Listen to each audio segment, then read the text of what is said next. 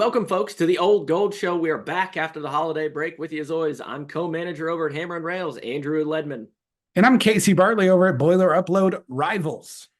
And Casey and I actually were together on Tuesday night. We were both in Maryland watching Purdue take on the Terrapins. We're going to cover that today. We're going to look around the Big Ten, kind of see where the standings lay. And then we're going to look at Purdue's next game at home in Mackey Arena against the number 9 Fighting Illini. So, Casey, not a really good-looking game for the Terrapins on Tuesday. What did you see from Purdue that allowed them to handle a Terrapins team that they absolutely got boat raced by last year? You and I were in attendance at that one as well, and that one got out of control in the second half.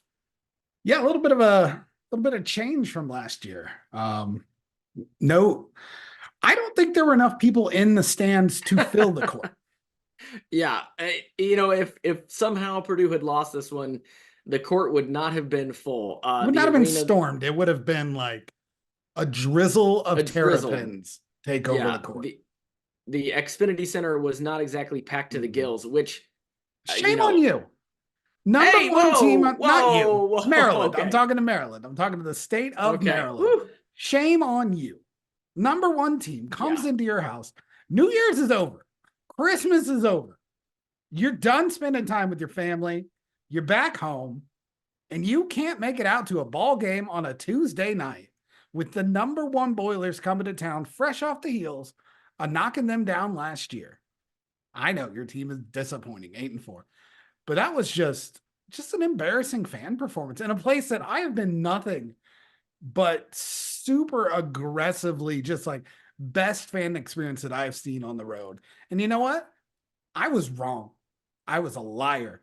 They did not deserve those nice things. Maryland is a horrible basketball town. Did you see, I'm not sure if you follow Alex Kirshner. He's one of the guys from Split Zone Duo. And I'm not sure if he is a Maryland fan, Maryland grad or whatever. But there was a bunch of people responding to the article that Greg Doyle wrote for the Indy Star. Greg is good at them headlines. He is just a master. And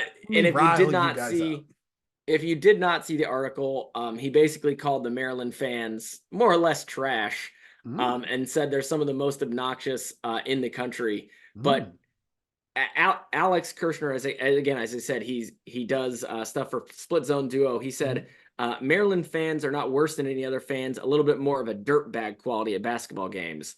And then, he got challenged on that back and forth. And then he said, somebody who was a Maryland fan said, yeah, we're also always more fair weather for attendance than other schools, which I'm fine with. I went to the Purdue game last year and had fun, but had no reason to think a team that lost neutral site games to Davidson and UAB was worth seeing at the prices for that game. And here is the tweet I wanted to read you. Alex Kirshner, again, Split Zone Duo, says, also, calling Purdue the number one team in the country is technically accurate, but come on, LOL. This is the Fairleigh Dickinson program until further notice. Beating number one Purdue. Why are you giving this guy so much airtime? Because I want you to roast him. I couldn't spell his name. I don't care. Don't want to know. Hold on. So he's a football guy. You gotta at least let me finish the tweet. Oh my gosh. Beating number one Purdue in January would not be a top 15 Maryland basketball moment for most fans. And that I think is, that is a question. But that's the worst part of the tweet for me. First, they've won one national title. Yeah. And it was in 2002. So let's not pretend that the college students who are there now were even alive. They stormed the court last season. Exactly. So what? I don't know. The trash and disrespect for this year's Purdue team because of something that happened last year will never not frustrate me.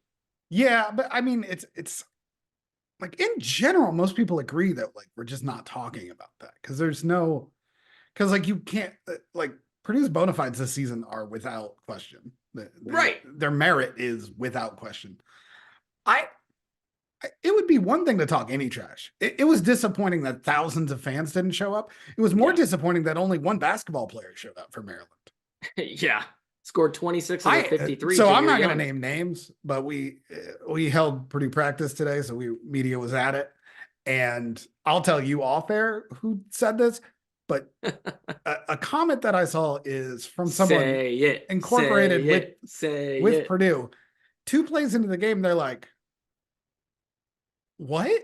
They're not here. What are they doing? Maryland is That's not like wild stuff. Like they were just like they're not here. Like I've never seen that before. I mean, and that's right. I don't know what is going on with this Maryland team. They look 180 degrees different from what they did last year in February when Purdue played them. And the pieces are largely intact from that Maryland team. You know, the big guns are mostly back from that squad that really just ran Purdue out of the gym in the second half last year. And they looked out of sorts from the very beginning of this game. Yeah. One guy, 26 points, good performance. That's it. Everyone else just didn't look ready for the moment. Weird team playing 2 power forwards, no one that can shoot. There's definitely like, this certainly wasn't a top 15 moment for Purdue this season. No. That was not a team you get excited about beating. It's weird because, you know, I kind of had fun with Matt Painter's quote after the game because I think we were both sitting there like, this should be a pretty positive experience. And Painter just a couple times was like, we didn't play well. Our offense was not that great, which is true. I haven't had a chance to rewatch the game yet, but like, I think Purdue did a lot of things well that were encouraging. I think quick passing, moving the ball around, the ball looked really good. Was great. But there were definitely times where Smith made the wrong choice in pick and rolls and kind of settled elsewhere. So you'll have that, but like it's still a double-digit win on the road. And what are you going to do? Like not something Purdue's going to write home about. It's not what we're going to remember from this season, but Purdue taking care of business. I don't know how many challenges there are in the Big Ten, Lebanon. Well, before we get to that, I think it's worth pointing out that the ball movement was so good on offense. I mean, the quick passes, the moving around the perimeter into Edey, back out, back into Edey, back around. In fact, there was one moment during the game where I can't remember. I think it was Trey Kaufman ran past it to Edey, and then Edey passed it out to someone for a 3-pointer. The very first play of the game? No, because it was on the other end of the court. It was on the other end of the court, so I know it was second half. Oh, the time you could see the court? Yeah, and you turned to me and said, that was a nice pass. And I said the entry pass to Edey, and you were like, no, the one from Edey, to the shooter. And it was just interesting that we both saw the 2 passes both as great passes because Purdue did such a good job with it. Yeah, they had a lot of possessions like that. It was the first time I've really seen him attack. It's one of those where you see a lot of big guys when they go to put the ball on the ground or turn their head for a second. If that double comes there, you're just caught. You're so big, you don't have room. The ball's going to be lost.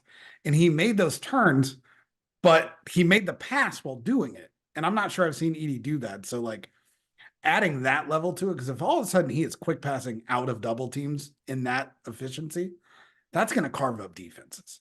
Yeah. And especially because what do you do? Do you collapse and double on them? And then you leave Fletcher Lawyer open, you leave Lance Jones open from 3, and those guys can knock them down. And then instead of giving up 2, you're giving up 3, and that's a bad formula. Yeah, it was just a really promising sign on someone who, once again, like it sounds like a shtick because Painter kind of goes to it a lot, but he's like, this is his less than middle school equivalent of basketball experience. And stuff like this is honestly, that's a high level pass. Like there are bigs that will finish their NBA career not really able to make that pass. And the fact he's showing that now, even if it's not all the time, but like if you turn just some of those hard blindside doubles into easy open 3s, that's a game changer on a team that doesn't really need the game changed. Right. And to your point, I mean, in the post game, Painter did say, Zach Edey is basically a middle schooler in his basketball career. Most people, they'll start playing in elementary school so that when they've been playing 5 years, 7 years, they're in middle school. Well, Zach Edey has been playing that long. He may be a senior in college, but in his basketball life, he's a middle schooler. Great quote. And it was a what great a quote. What a quotesman. A quotesman.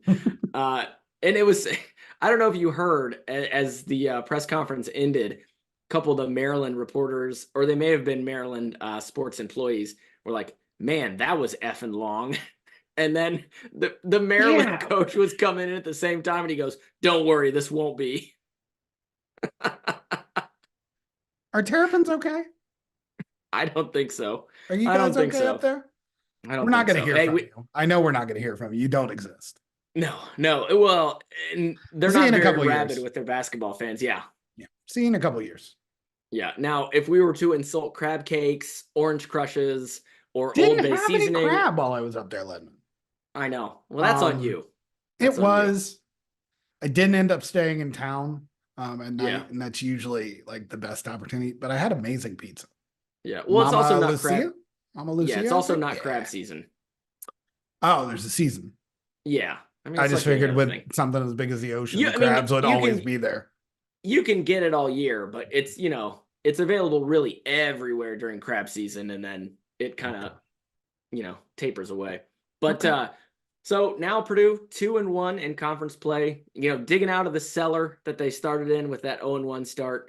I think I've said this before. It's just going to make the eventual ascension all the greater because we started in last place. We're just making stories here, Ledman. Rose all the way to the top. So Purdue 2-1. There are quite a few, still a few undefeated Big Ten teams right now, and Purdue is going to face one of them on Friday. So we're going to take a break and look ahead to that game in Mackey Arena.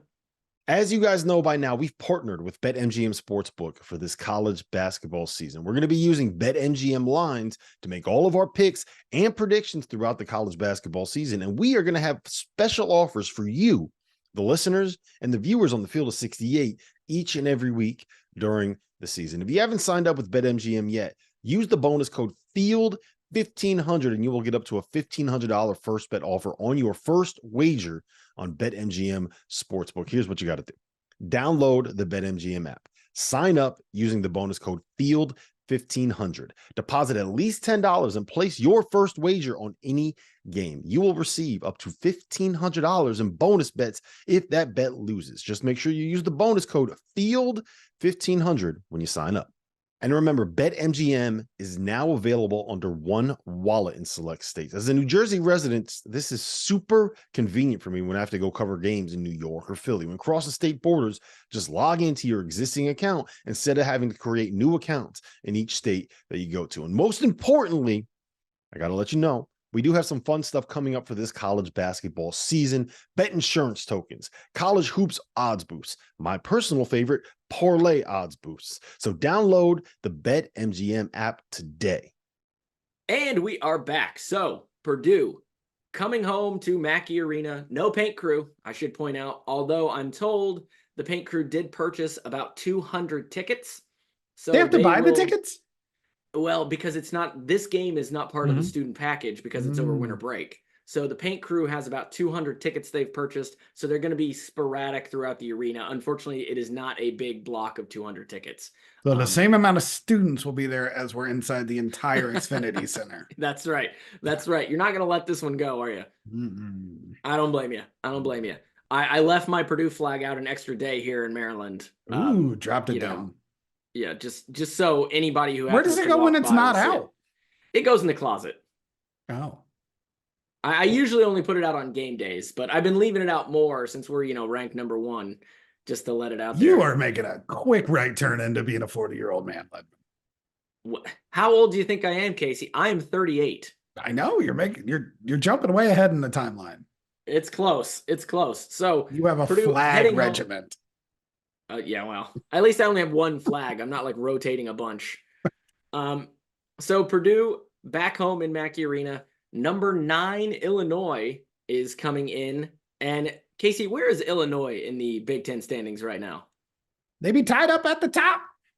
Illinois and Wisconsin. Technically, Illinois is number 1 right now because they're 11-2. Wisconsin's 10-3. Both of them are 2-0 in the conference. That's right. Now, if you would like, I can real quick get out of the way the accomplishments of Illinois this season.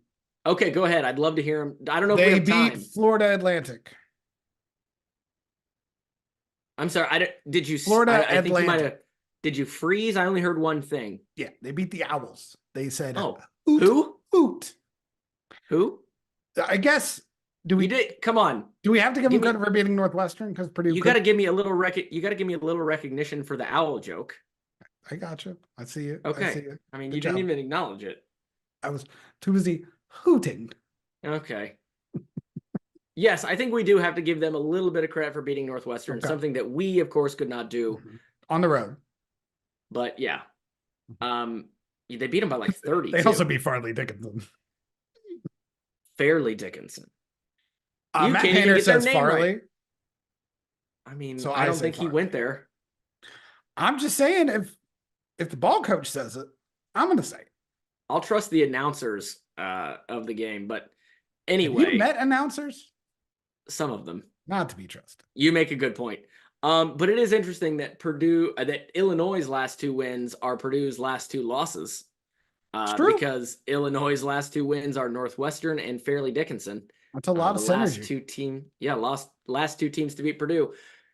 There is, of course, the big elephant in the room for Illinois. Without their All-American possibility player, Terrence Shannon, due to some legal troubles. That possibility. Yes. He's been suspended indefinitely as of, I think, about a week ago. Yep. So he not on the roster, will not be playing, and we don't really know how Illinois is going to respond. I mean, yes, they played without him when they went to Northwestern. Apparently, they're like the greatest team in the world because That's they responded what Twitter to tells it me. By beating Fairleigh Dickinson and Northwestern by 30 apiece. 30, 33, and 30, yeah. Big wins. I don't give extra credit for teams that win after a player was charged with rape. That's just my scoring system.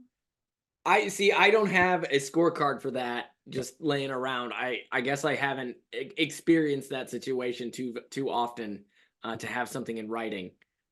But I don't know that we know too much about this Illinois team now. I mean, when you lose your star player, we've seen it happen with Purdue. When they years ago when Robbie Hummel blew out his knee, and then years later after that when Isaac Haas broke his elbow. You don't know how a team's going to respond. They might have adrenaline for one game or two and, hype themselves up and get in there. But when you're going through the grind of a Big Ten season, I don't know how a team's going to react. Is there going to be a little bit of a shell shock when they come into Mackey? And if Purdue punches them in the mouth, are they going to wilt? I have no idea. Yeah, they might play Fairleigh Dickinson and Northwestern right after. And that might, I'm just saying it might be part of why they look so good in back-to-back games. Let me ask I'm just saying, number 322nd, Fairleigh Dickinson, and number 68 in the country, Northwestern, at home, not like you don't like write sonnets about those victories. I don't write sonnets anyway. Well, whose fault is that, Len? Probably mine. Right. Probably mine. I'm not much of a verse person. Okay. Yeah, I don't write in verse very often. You are averse to verse. I am averse to verse. That was right there, and I didn't even think of it. It just shows you why I don't do this. I write sonnets. That's I guess. Yeah. Let me ask you this: is there any team in the Big Ten you actually respect? Because I'm sensing a pattern as we go through these. I respect what Wisconsin's doing. Okay. I don't think they're great. I guess I respect what Brad Underwood does, which I think is if he tries to yell as hard as he wants his players to play. Oh, he yells. Do I think they are without talent, Illinois? No. Do I think they are still a pretty good team in the Big Ten? Yes. Do I believe in them before Terrence Shannon left? Not really. Not in a overarching. So we love our buddies over at Sleepers. Yes. Shout out Greg, shout out Carter. I'm listening to their preview on the way up here. And just absolute madness about this team. Madness in what sense? First off, whole bunch of trust in Marcus Damask, a guy who, has played well in the last 2 games, transferred from Southern Illinois, played with our Lance Jones. I was going to say Lance Jones' former teammate. And he did really well against Northwestern. He scored 32 points. He scored double digits in 4 straight points. He scored 30 plus in 2 straight games. He's shooting 20% from 3. 12 of 58. That is not exactly what I call trustworthy. Yeah. But I mean, you take a look at where Illinois is on KenPom and they look pretty good. They do. But those numbers include the games with Terrence Shannon. They do. And I don't know how you account for that. Yeah. Also, speaking of this game in granular, just this game, Coleman Hawkins is now even more pivotal for Illinois, right? Oh yeah. Gotta be. I mean, when you lose a guy like Shannon, doesn't matter who he is. If he's your top guy, everybody becomes more important below him because everybody has to take a step up. If you were the third option, now you're the second. If you're the second option, now you're the man. You're number 1. So it puts pressure on everybody below. Ledman. He's played for 4 years at Illinois. Mm-hmm. What do you think his career high is against Purdue? In points? Mm-hmm. 11. Granted, they played a double overtime game in 2022, the Jaden Ivey game. Yeah. Did you go with 11? Yeah. His career high is 6. Oh. Purdue blanked him for an entire season. Wow. He has never been good against Purdue. Part of the reason is he is one of the few teams where his versatility, his ability to move, his ability to have the size of a big with the responsibilities of a wing, really get in the way when you have to play actual post guys. Yeah. When you have to guard Trevion Williams. When you have to guard. Does Purdue have a good big this year? Is there a post guy that can? I'd have to look at the stats. What are they going to do with Zach Edey? That was going to be my question for you. I had that one coming up next in the chamber. Who guards Zach Edey? How do they slow him down? I mean, I don't know. I don't know what they're going to do. But if you listen to all of Illinois Twitter, Purdue is in for something tomorrow. You're going to play Dane Danger? Great name. Not a good basketball player. Perfect name. Not 6'9" and moves less than Edey. That's not the game for him. It's not the game for him. And he's there. 7 inches. 7 inches on the guy. I mean, I can't imagine. Yeah. It's the next big guy is Coleman Hawkins. It's not pretty. Yeah, I don't get it. It's Luke Goody. He's going to have a game. Luke Goody time in Mackey Arena. It's Goody time on a January day. I don't know. Under the bright lights on a Friday. Luke Goody. I want to be fair to Illinois. I want to mock. I know you want to mock everybody. But I mean, they've done what they are supposed to do. They've done a good job with the schedule in front of them. As you said, they beat Florida Atlantic. Eastern Illinois, they beat Valparaiso, Western Illinois, Southern, Oakland. That's almost a top 135 team. My point is, even after the loss of Shannon, they have won the games that have been in front of them. This will be their first, I know this will be their first challenge since that occurred. And it's never easy to play in Mackey Arena, regardless of how good you are. A top 10 matchup will bring out rowdy Purdue fans, unlike in Maryland. So I think it's going to be a very hostile place for this Illinois team to play. And I think they're going to struggle with it. Yeah, I mean, in all fairness, jokes aside, like they are a try-hard team. They play very hard and they have big wings. They have big wings and big guards. Could that make Purdue's day tough? Could it force turnovers? Absolutely. Only Illinois doesn't really force turnovers. 13.8% turnover rate on the year defense. That's 344th in the nation. Like that's not what they do. Yeah. So like they look like on paper a team that might give Purdue problems on the wing, but like Luke Goody's not getting into guys. Marcus Damask is not really getting into guys. I mean, that's their turnover rate with Terrence Shannon. Is Ty Rogers good? Yeah, he's a big guard. That's given Braden Smith some problems last year. I was about to say. I don't remember Braden Smith struggling this year. Like he struggled in the not Alabama for an entire game. Yeah. So like, I think the one thing that really nails it on the head for me when you talk about a lot of these games, like usually the issue is like usually it's Purdue's depth that kind of rises up, but like Braden Smith and Zach Edey are the two best players in this game, hands down. Yeah, without a doubt. And Illinois is putting a lot on guys that have been inconsistent this year that haven't been in this moment. A lot of transfers. And then you're telling me Coleman Hawkins is all of a sudden going to be a boiler killer out of nowhere? Yeah, I don't buy that. I don't either. So I don't know where the idea is that Purdue is scared of a lot from this team. I don't think this Purdue team is scared of anything. No. And I don't think you could say the same for the team last year. I think you're farly right on that. That was a horrible joke, but I loved it. I loved every second of it. God help me. It's that almost 40-year-old thing we were talking about earlier. Right. You hit me right in the flagpole. Yeah. So, I mean, I think it's going to be a good game. I think it's going to be fun to watch. Illinois has a lot of talent, but I just don't know that they have what it takes to match up well with Purdue. Like we said, who is going to stop Edey?